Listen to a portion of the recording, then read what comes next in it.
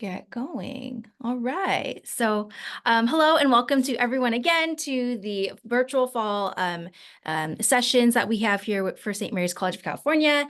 Really appreciate you taking some time out of your dinner time, your evening to join us. My name is Gabby. I serve as the Associate Director of the Campus Visit Experience and our Visit Center Manager here in our Office of Admission at St. Mary's. I'm also an admission counselor in the office, so really excited to get to know some of the students that we have applying to St. Mary's maybe this fall or maybe a fall in the future or spring if you're a transfer student. I'll be moderating the session throughout our time together today. If you're here for the first time, welcome. If you are joining us from another session that you've done before in the past, welcome back.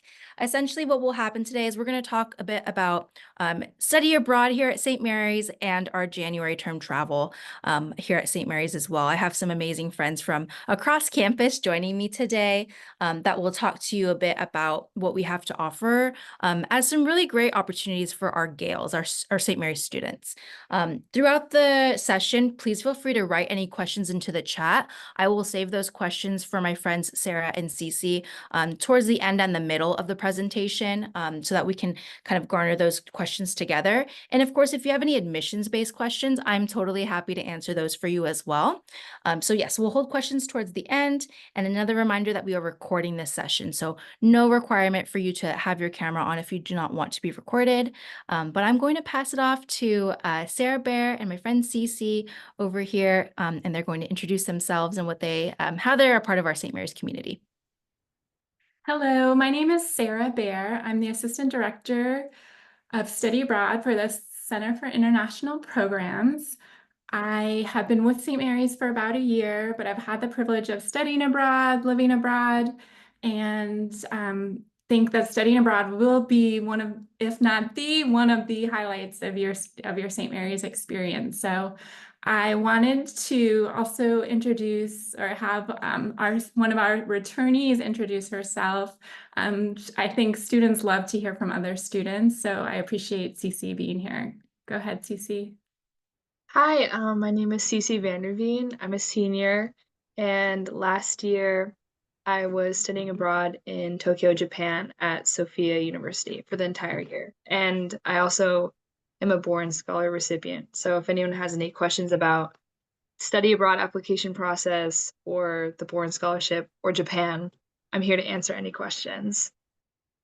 Yeah. Okay, I'm going to share my screen and start our presentation.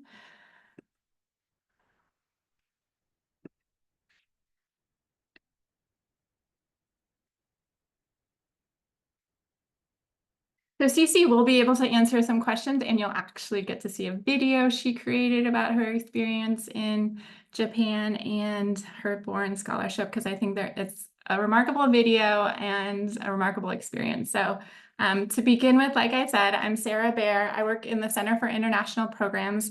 My colleague is Ashley Cross. She works with the students that come to St. Mary's from other students. So she's the incoming coordinator and I'm the outgoing coordinator.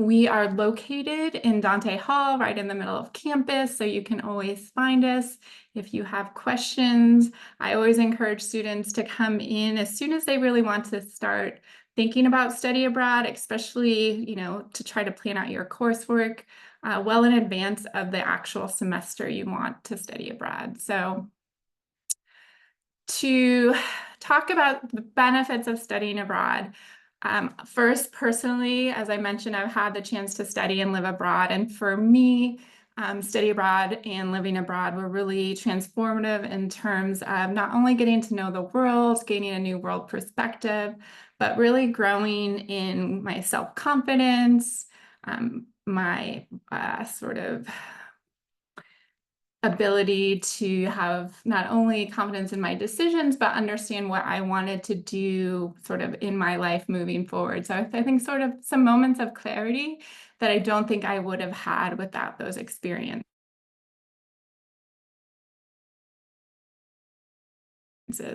So some benefits, opportunity to learn in a new culture, including from professors from different cultures, different perspectives.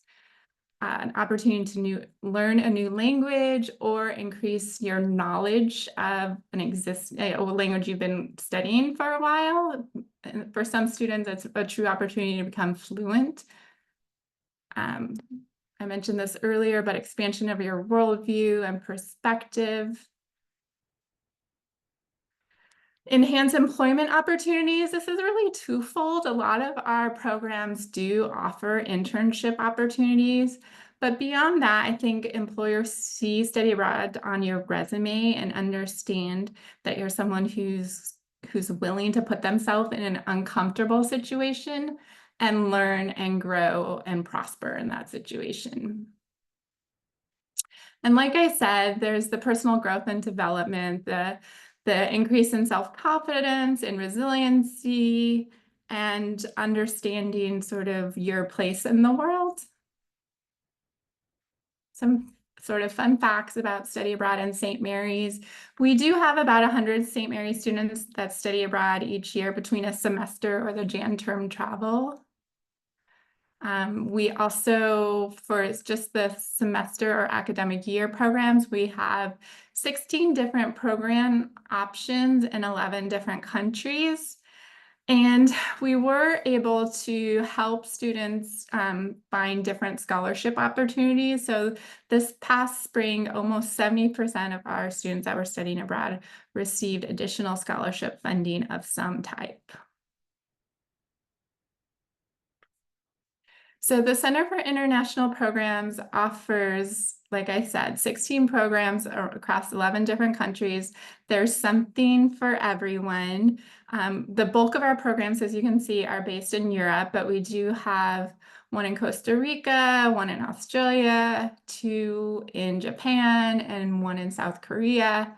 And we'll sort of get into sort of the high level details of that in a minute. First, I wanted just to give you some general information about studying abroad.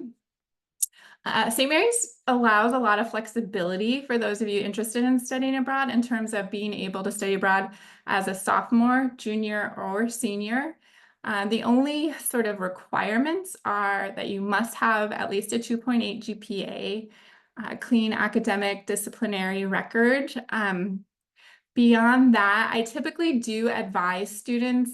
It tends to be easier to study abroad if you go like second semester of your sophomore year or at some point during your junior year.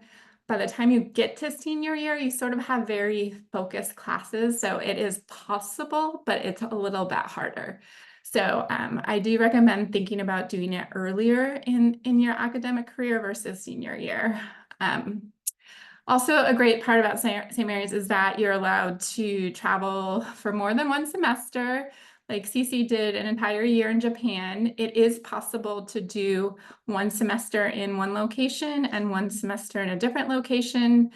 This past spring, we sent a student to a second semester sophomore to Rome. She loved it so much, she's decided to go back this semester for the fall. So it's very easy to sort of find something that works for you. In all of our locations, your classes are taught in English. So that's something that we want students to feel that they can be successful in. There is an opportunity for you to take courses in the host language in most programs if you want to get better at them. And then all programs pay St. Mary's tuition and fees. And this is really important because it means 2 things. First, it means you receive St. Mary's credit. So if you take 15 credits abroad, that's what will go back on your transcript. It transfers 1-to-1. Also, paying St. Mary's tuition means you get to receive your full financial aid package, which includes institutional aid and governmental aid. So that's really important. We have 2 different types of programs, what's considered St. Mary's sponsored and an exchange program. Exchange programs are slightly different in that we have partnerships with foreign institutions that we can send our students to, and they can send students to St. Mary's.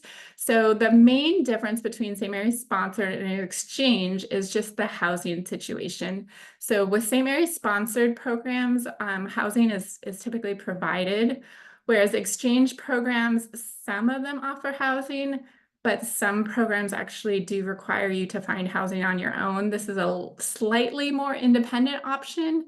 We provide as much help as we can, but ultimately students are responsible for finding their own housing.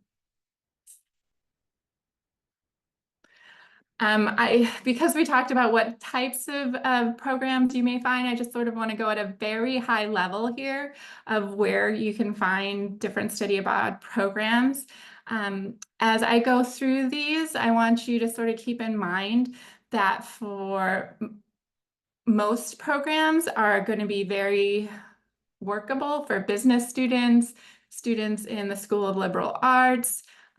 If you see any programs here that say direct enrollment, those are going to probably be better for students interested in taking STEM courses because it means you're enrolling directly in a university that has the full offering of courses, including labs, which are typically required for some of the STEM courses. So to begin with, we have a program in Ireland at University College of Dublin that is about 20 minutes outside the city center of Dublin on a really beautiful campus. Like I said, it's direct enrollment, so there's a huge variety of courses you can take with Irish and international students.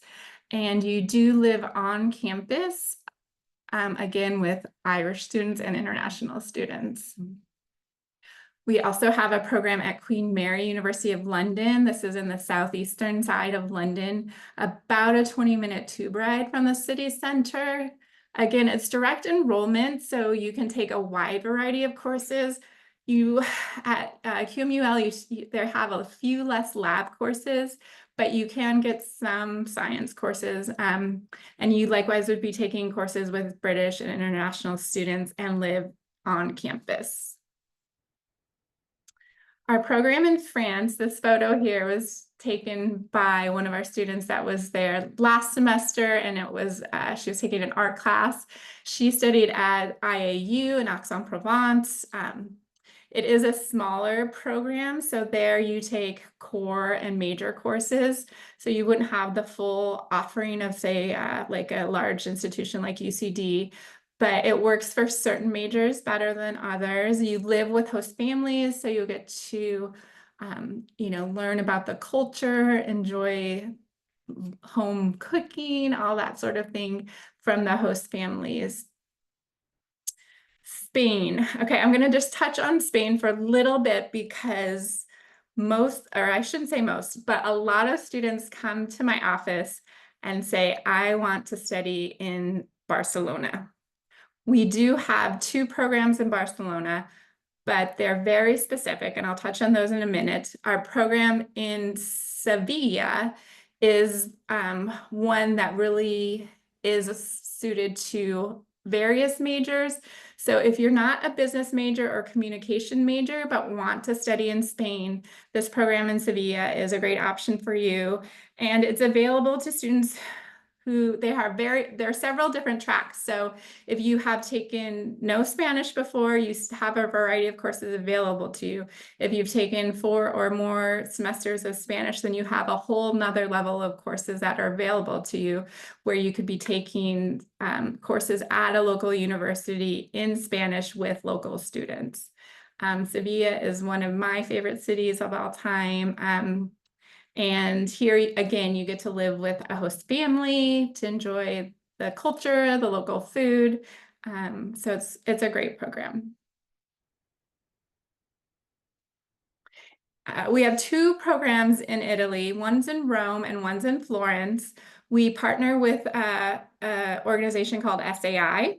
And so they are our partner. They help provide housing for our students. In Rome, our students study at John Cabot University, which is basically an American university in Rome. So you'll take classes primarily with other study abroad students, but they have a huge variety of courses available to you. No STEM courses, but a lot of business, psychology, politics, you name it. So Florence is also a popular option with our students. Again, you can take core and major courses, and in both cases, you live in apartments with other program participants.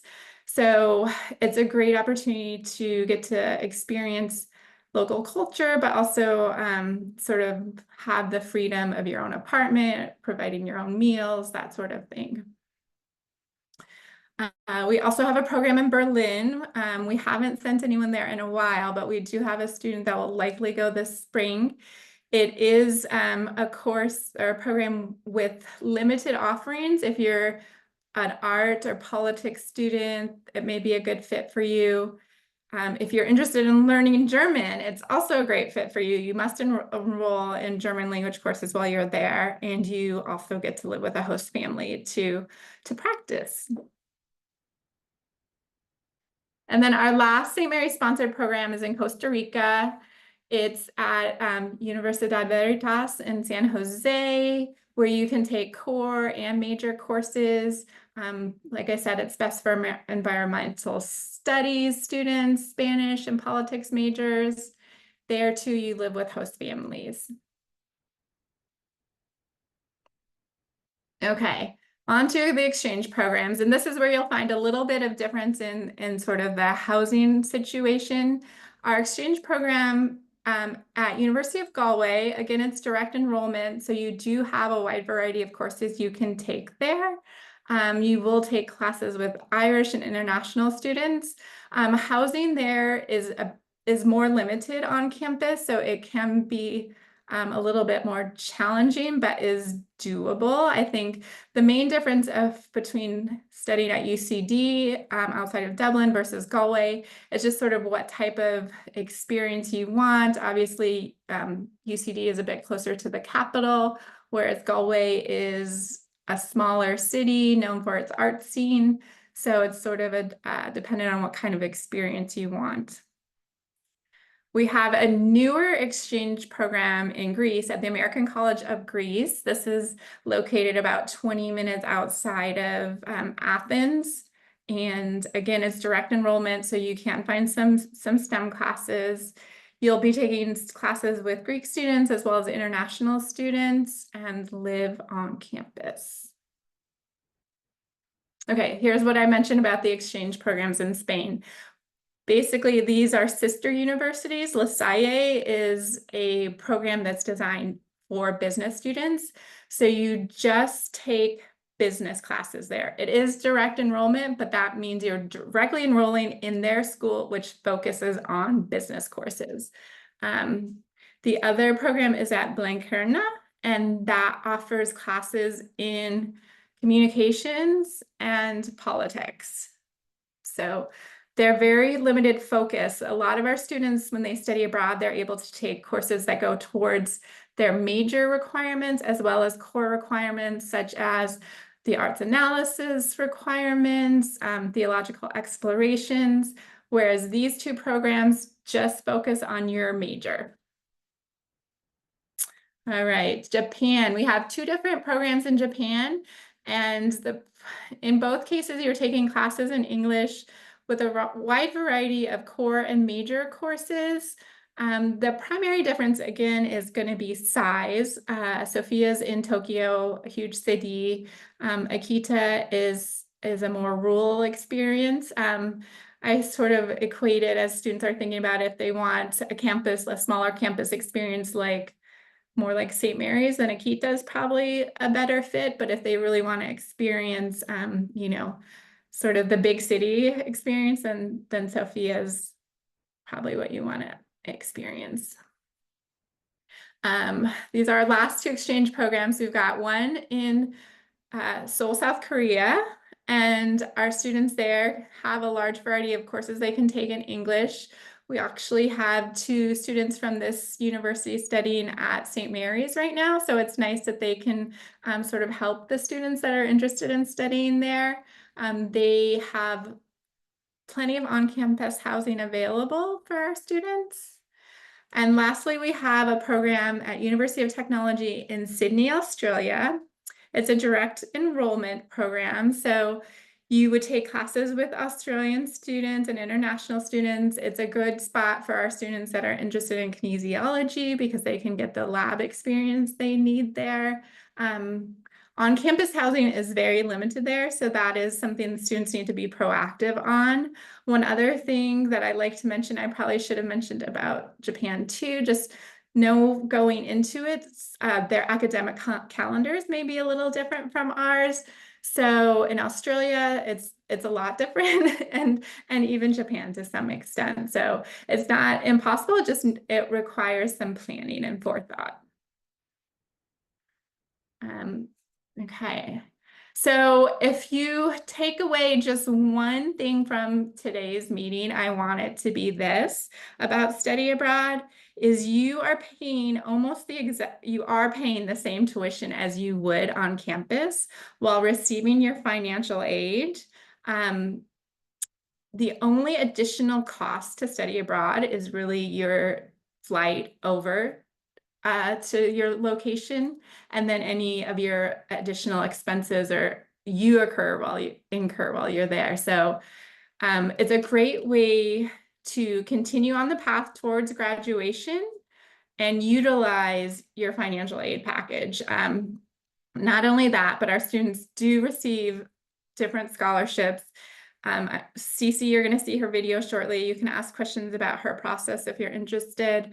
But know that studying abroad is possible thanks to the St. Mary's willingness to help you keep your financial aid package. Okay, to summarize, some myths and misconceptions. Students think as a STEM major, I can't go abroad. That's not the case. As I pointed out earlier, some programs are better suited towards STEM majors where there's direct enrollment. STEM majors also have an option of planning their coursework out so they can set just one semester aside where they know they want to study abroad and then focus on their St. Mary's core requirements during that semester. So there are a different couple of ways you can approach it. In terms of needing to know another language, again, all courses in all of our locations are going to be in English. So you don't need to know another language. It's a great opportunity to know the culture better if you are learning the language or to increase your fluency, but it's not mandatory to know another language.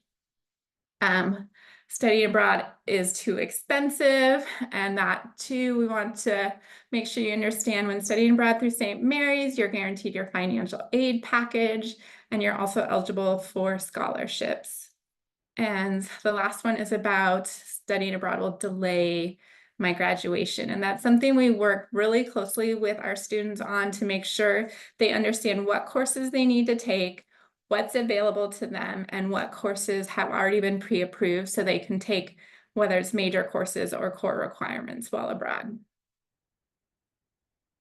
Okay, I'm going to share Cece's video and then we will let her speak and answer any questions you may have for her.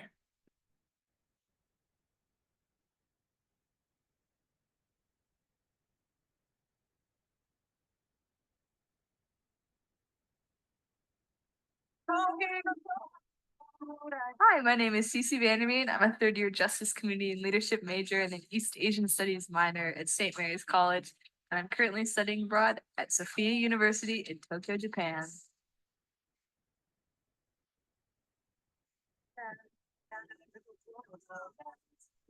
The Bourne Award is a highly competitive national award, and it involves several letters of recommendation and essays surrounding United States foreign policy and cultural ambassadorship, for me surrounding Japan, because that is the country I chose to study in.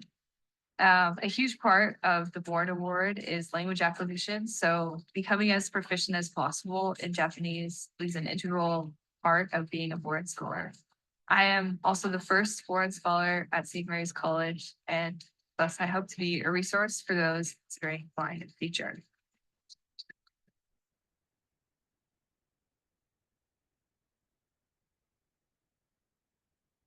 Living in Japan is such a fulfilling experience for me. It's such a unique culture full of my favorite things. Taking the train, experimenting with interesting fashion in Harajuku and Shimokitazawa, and eating the most delicious food and taking part in age-old bath traditions at the Cento. I'll probably miss going to the public baths the most when I return home. The fusion of traditional and modern culture is absolutely wonderful to see on a day-to-day basis. The Bourne Scholarship has also allowed me to study abroad because it covered the cost of plane rides, daily food and transportation allowance, costs for books, which relieved the pressure off of my family.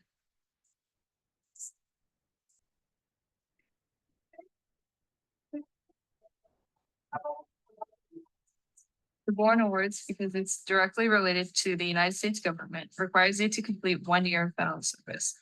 This also means that you're given a priority hiring slip on completion of your program, as well as many opportunities to network and explore different careers within the United States government. Because my goal is to work in a Department of Defense education activity elementary school when I graduate. This has given me an in to securing my future career. However, it doesn't have to be a DoDEA job. A lot of my fellow awardees are choosing to work in intelligence or foreign service, or you could even work in the national parks for this. It just has to be a government job. The Bourne Awards has made studying abroad accessible to me in a situation where otherwise it would have been pretty difficult. So if anyone is interested in studying abroad, learning a new language, or a federal career, I would encourage them to apply.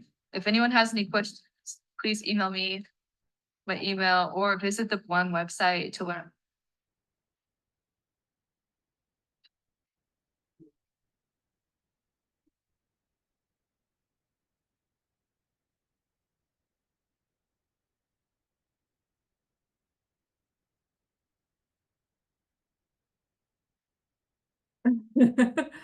That's so great, Cece. Thank you so much for doing that. Do you have anything you want to add about studying abroad or just the scholarship in general? Yeah, I will touch on the semester versus a year. I can touch on that, and also Great. the major part, because I'm a liberal arts major. I'm a JCL major, and I like, similar to STEM majors and things, I thought it would be pretty difficult for me to study abroad, because JCL kind of involves student teaching and that kind of thing. It was possible for me. I did it, so like, if JCL, Justice, Community and Leadership, is a major you're interested in, studying abroad, it's also possible. And also, I was originally supposed to be there for 1 semester, and I loved it so much that I changed it to a year, which was like, it was so amazing that I was like able to do that. Yeah, I would encourage anyone who is interested to apply for study abroad. I loved my experience, and I, recommend it to anyone. And the Bourne Awards as well. It can seem kind of daunting because there's some, essay stuff, essays and recommendation letters that you have to write. But the Bourne Awards, like, really, like, it covered everything. Like, I can't like state that enough, is that if you're like, think that you might be like, financially limited by study abroad, it was, definitely made possible by that. See, a question about majoring math. Oh, sorry. I think what I did when I studied abroad is I had like my core courses reserved, or like for that semester. It's definitely possible. So like, I took a religion class, a Jan term class, like a religious like elective course, and like a globalization class that would count for some upper division electives. I think it's possible. You'd have to plan ahead, but it is possible. And I did that first semester, and then second semester I took like an intensive language course, and then one other credit for my minor, which is East Asian Studies. So I think it's possible. the Japanese language part was intensive but very worth it. And tips in studying in Japan. It's pretty intensive. Like it's very competitive. I would say, but the classes are incredible at Sophia. I loved every single one that I was able to take. I took like a culture class, a seminar class, seminar of visual culture. And I don't think you could study in Tokyo or Kyoto. It's just Tokyo and Akita, Yes. just those two.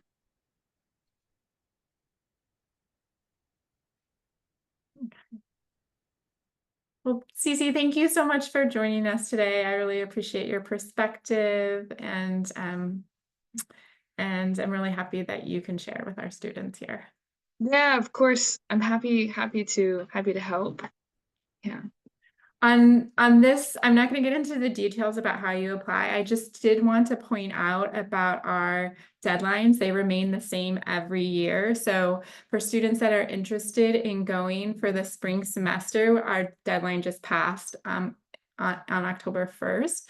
For students that want to go in the fall or for the academic year like Cece did, you would apply by March 1st. So those remain the same year after year. I always encourage students to come in so they can really understand their coursework. So as we mentioned before, like if you're going to take a semester of just core courses, then let's plan out what's available so you can get that into your 4-year plan before you register for classes on campus. So something to keep in mind.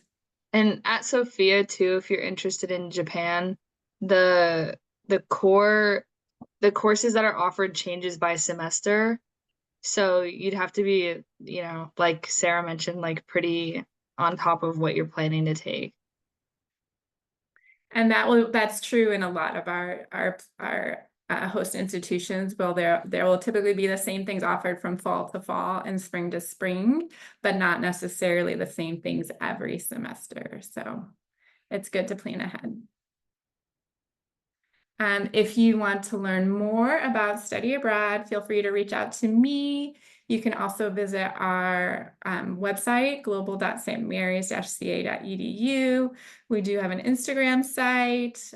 I'm always happy to put you in touch with returnees like Cece, and we also run study abroad information sessions each semester on campus. So I am going to turn now to Jan term travel.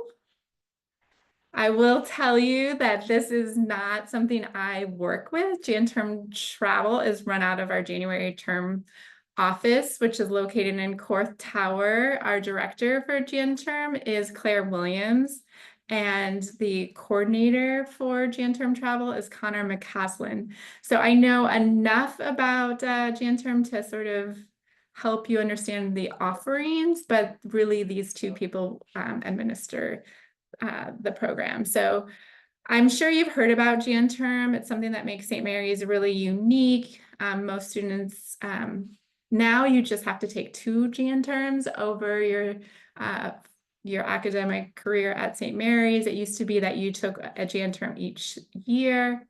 And so those courses can vary and be really something that interests you, that doesn't necessarily count towards your major or even core requirements.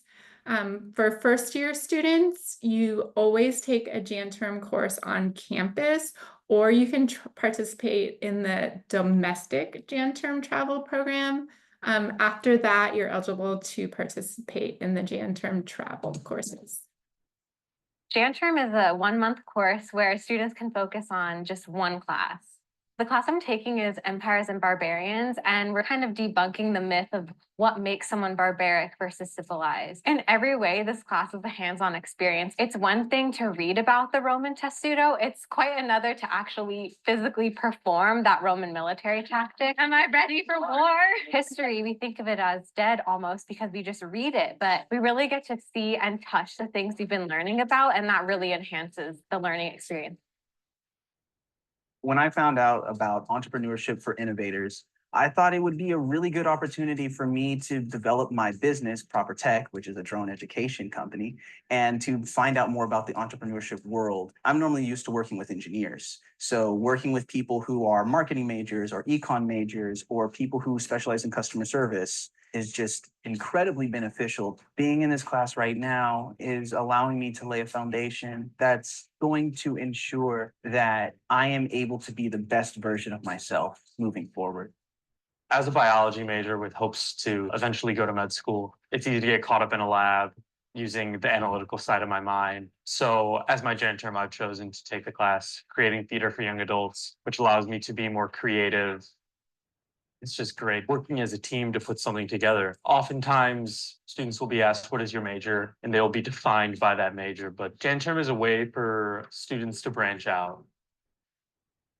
For Gen Term, I teach the art and science of beer, survey of styles and brewing techniques. This class offers students the opportunity to apply what they've learned in other classes, and the students actually get a lot more out of the applied science. I work at Thirsty Bear Brewing Company. I thought it'd be super fun to take what I do here to another level. I'm definitely not like a math person, but the fact that you could see the final product and see how these different calculations or how the different science contributed to it, definitely like made it easier for me to understand. And then this class has definitely gave me the confidence to be like, yeah, if I ever got the opportunity, I would become a brew assistant. You know, I would become a brewer.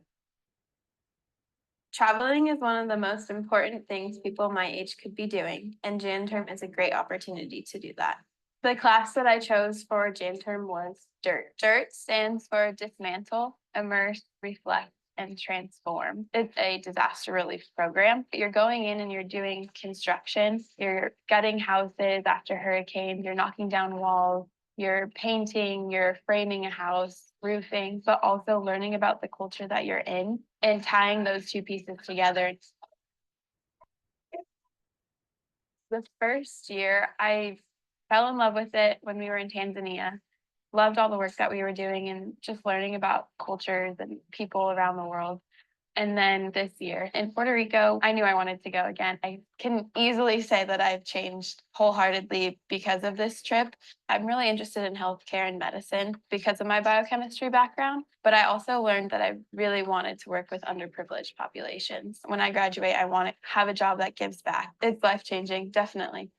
I get the opportunity every year to explore new things for Jan Term. Education isn't just about your major specifically, it's about being well-rounded. So that's a great overview of the different types of things you can do during Jan Term. For those that are interested in Jan Term travel, there are usually about 10 to 12 programs offered each year, and it's a faculty-led course. This is one of the difference between study abroad, where you're going to another host institution. For Jan Term travel, you're traveling just with a faculty member who's designed your full itinerary to be both academic and exploring. The length of the programs can vary depending on location. And obviously then the cost is also going to vary by destination, depending on how long you're going for, how much, airfare to that location may be, transportation and whatnot. So they say to typically average or to expect the Jan Term travel programs to cost between $2,000 to $6,000. This is just a sampling of some of the programs that were scheduled for this coming January. As I mentioned, this Broadway class would be open to first-year students. All the other programs are open to sophomore, juniors, and seniors. Some of these programs repeat year after year. For example, you can see this DIRT program was highlighted in the video. That program, it's repeated, but in a different location.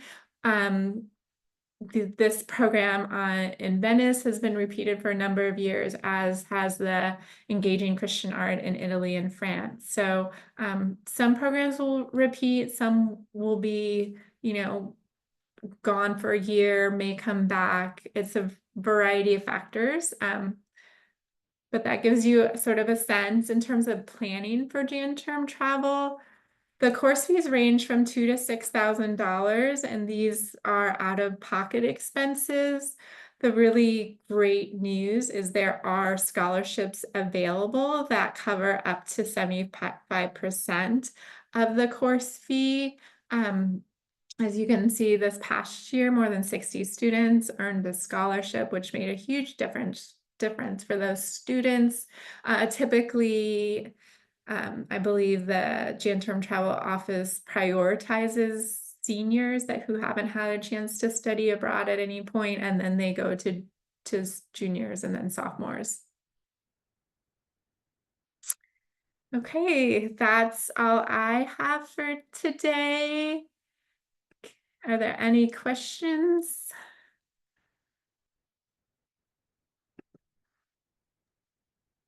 And folks, feel free to continue to ask questions in the chat, or if you'd like to unmute yourself, you're more than welcome to do that as well. If you type any questions in the chat, I will share them to the group for Sarah to answer if they're about study abroad or January term travel. And also, of course, if you have admissions questions, I'm also here for that support as well. We'll hang tight and we'll see if anyone has anything.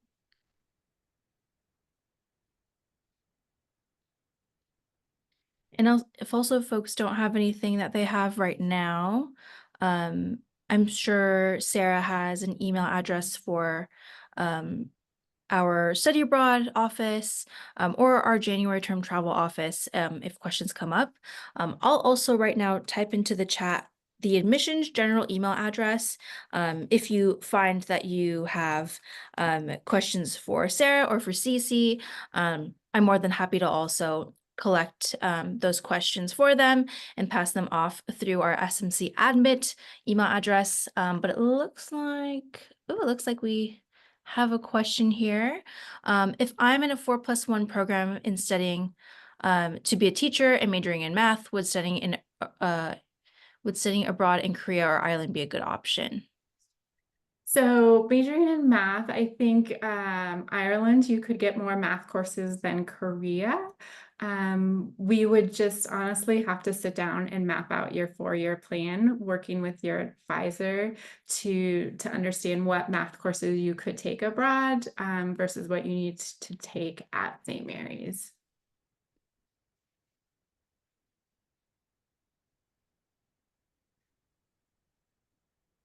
Sarah and I just dropped a couple of different email addresses, and I also dropped a general phone number for admissions office. What I will say, also in addition to the amazing things that Sarah shared today, I've worked with quite a few students who have studied abroad through our study abroad programs here at St. Mary's and absolutely loved their experiences. I know that we got to hear from Cece and see that really awesome video that she put together, but if I can speak to a couple of my students, I've had 2 students go to London last year and the year before that. Had the best time, did not come back with British accents, but definitely came back with a more global minded mindset when they came back onto campus. I've also had a student study abroad in Rome in partnership with John Cabot University, and he had an amazing time. What I think is also worth highlighting that I think Cece may have touched on in her video is that you are studying abroad and you're in those in that location. But if you're doing Europe or Asia, you still might have opportunities also to travel to other countries during this time, maybe during weekends, between the study sessions. And that's another really enriching part of your experience.